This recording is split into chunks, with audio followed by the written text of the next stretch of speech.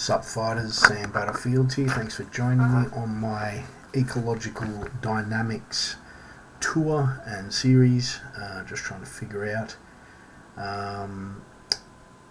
essentially how to implement this in my classes. One of the biggest takeaways that I've got from a lot of the podcasts and books and everything that I've read is that what we need to do as a coach is to basically design practice and have a practice design in our heads before we go in. Now, I was kind of doing this with classes in the past, except for it was kind of like I'd think about stuff the night before.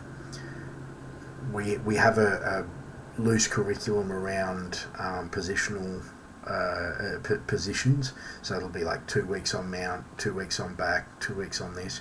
And we were a bit more specific, as in we're like first week would be mount escapes and controls. So we'd teach the concept behind the controls and what you need to address to escape, and then the second week it'd be like mount attacks, because we've then taught the escapes, etc. I think what this allowed me to do is then it was kind of a bit of dealer's choice. You'd choose a technique for that day, or a check technique and a couple of variations. We had kind of already discovered that multiple techniques, so rapid fire, we can go from half guard to take the back to then pulling them over into a rear naked choke. That was not getting anywhere with people. Like, it's too much to learn, and so we'd started to really focus on, like, okay, here's sort of it's like the back take, but what can you do with that back take? So there was a couple of different variations, but ultimately it was one sort of solid technique. I tried to get a couple of the other guys who do take classes every so often to focus on that, and I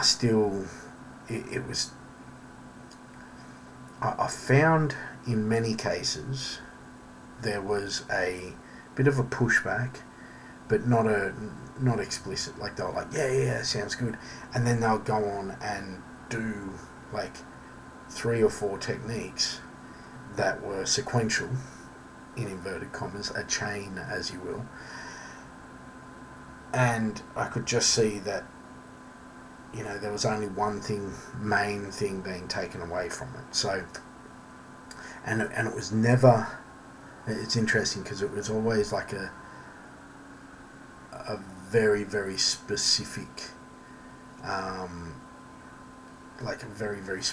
sort of technique detail, rather than a very, very specific conceptual detail, which I've noticed the guys have sort of come back to us a couple more times in the last few weeks. Anyway, that's neither here nor there. Essentially, like, practice design for me was, okay, what are the 3 key details, and really sort of trying to pinpoint down on that, and then what are 3 supplementary details. That was kind of how I explained it to myself, is how I needed to break down a technique as such. So I think that's helped me in working out these games, because I'm conceptualizing what is required in these movements to improve the movement, or improve I suppose the technique, but the game, the section of jiu-jitsu that this is, that I'm working on, I suppose. So, for example, at the moment we're working on deep half.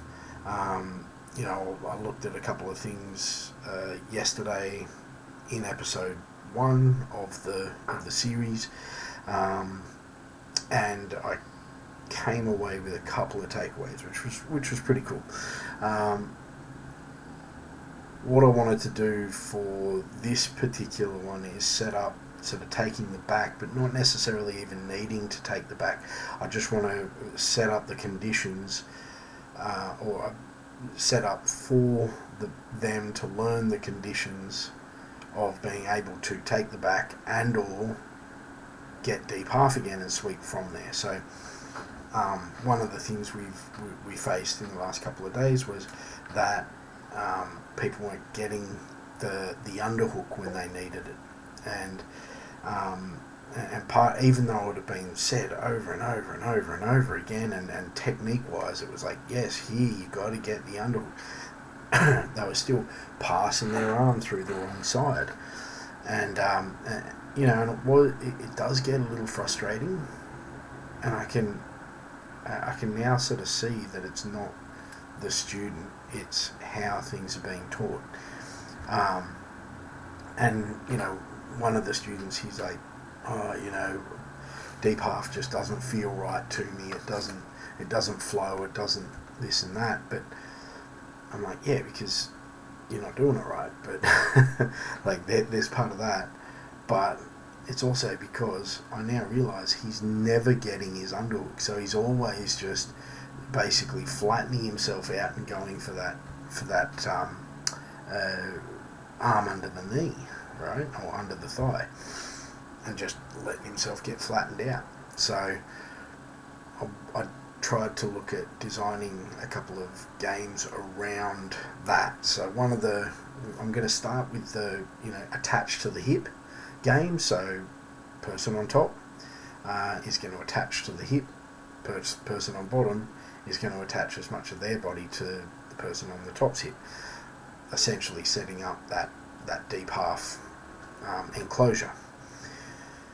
I'm going to get a bit more, instead of letting this one run for 4 minutes, I'm going to increase the intensity. I think the intensity of this needs to be 2 minutes. So essentially what I'm doing at the moment now is I'm moving into practice design.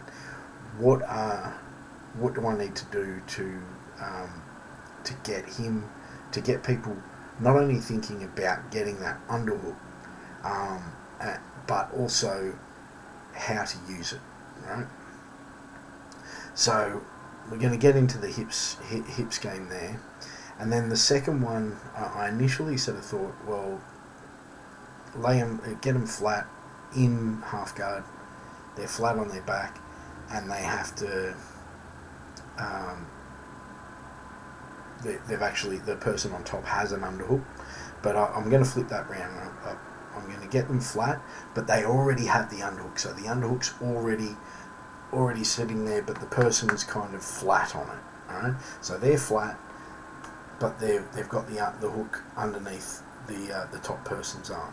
All right, all he has to do is get to his side while maintaining that underhook. And it doesn't even really matter if he maintains the double enclosure around the leg, right? So, preferably he does, but we'll see what the emergent behaviour is from that. The next game will be he's flat and the top has the underhook.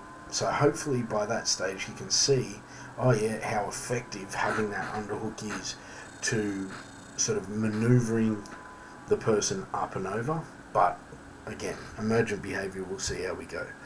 The third game that we'll play, and I'll probably put that one, I'll say 3 minutes each side, and then I'll do 4 minutes on this last one, which is they're flat, they've got the top guy has the underhook, and they have to get that underhook back and get to their side. Okay, so we're kind of building out from it, and then the final one is they're flat, person on top has the underhook. The only thing they have to do is so the person on top just has to stop them or try and stop them. Actually, I'm going to have to think about this, but the other one is so flat but underhook, get to side, And then, this last one, okay, so this last one is they either get their head out one side, or they can do the deep half sweep by, so getting the head out either side, yes, either side, that's a great idea. So it kind of brings in the previous one, which is getting the head out the back of the hips, or getting the head out behind the shoulder. Fuck, that's great. That's great. Anyway, that's my practice design for tomorrow morning. I'm going to see how that goes. But I really like the fact that I'm actually prepped for this, and that I've, it really sucks that I've got a full-time job, because I would love to be just practice designing for the next 20 years. But anyway, this is Sam Battlefields. Thank you very much for joining me on my journey through the ecological dynamic system. Hope you're getting something from it.